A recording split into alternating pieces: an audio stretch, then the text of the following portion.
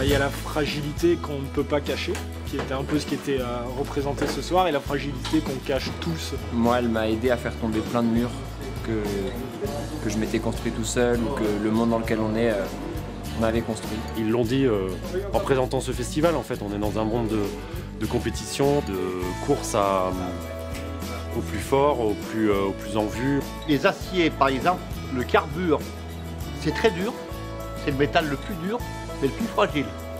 Ah, on est certainement tous fragiles de différents points de vue et de différentes façons.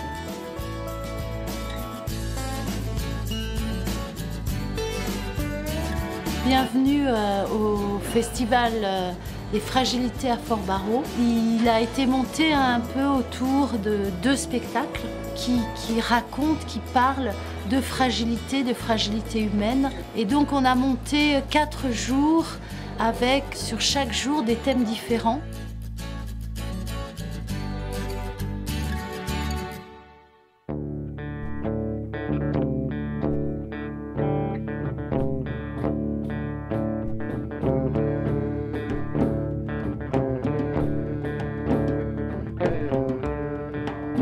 Ce matin, il y a eu des ateliers scolaires. Moi, j'ai animé un atelier d'écriture et en parallèle, il y avait Un atelier de gravure, il y a eu un atelier avec de la terre, de l'argile, et un atelier avec des constructions naturelles, avec des pierres, du bois, il y avait aussi des tuiles, en jouant sur l'équilibre. C'est aussi ça l'affiche de l'événement, c'est un caillou qui est en équilibre sur un autre caillou, pour symboliser la fragilité.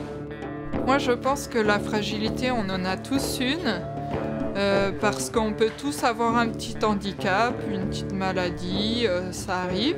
Et on peut tous être touchés par la fragilité, le handicap, on ne choisit pas. Ça dépend, on n'a pas tous les mêmes fragilités, on n'a pas tous les mêmes peurs, donc les mêmes situations ne vont pas nous faire vivre les mêmes choses, quoi.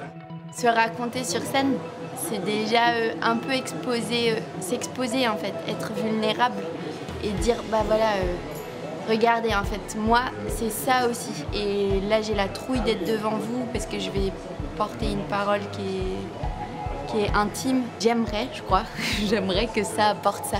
Plus de simplicité face aux fragilités de chacun ou de chaque chose et de se dire juste, ok, ben, c'est comme ça et de ne pas chercher à combler, d'être apaisé devant la fragilité.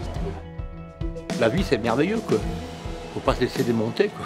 Il y en a qui n'ont rien, puis qui font rien. Hein. Ils sont en thermètre, ils ont les webs dans les oreilles, tu vois. Bon. La fragilité, c'est aussi une richesse. Ça bouscule et ça fait ressortir autre chose, quoi. On ne savait pas forcément où cette journée elle allait nous mener.